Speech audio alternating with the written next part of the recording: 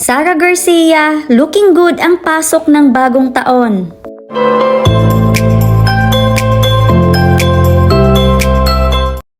Sa update na ibinahagi ni Mami Sara sa kanyang IG, ay halatang nag-enjoy ito sa mga bansang napupuntahan niya.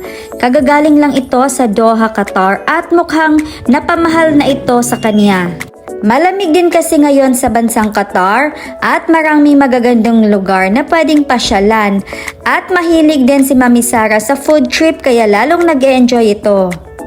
At sure na masaya din ito pag nakabalik ng Pilipinas dahil may baby Amara na naghihintay.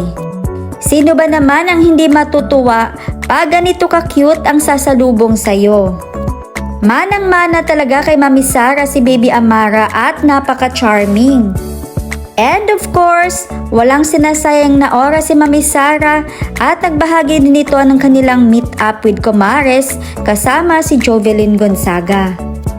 At buhay na naman ang Team Jora sa ayuda at kitang-kita sa mga mata ni Mami Sara ang ningning at halatang nag-e-enjoy siya sa buhay niya ngayon.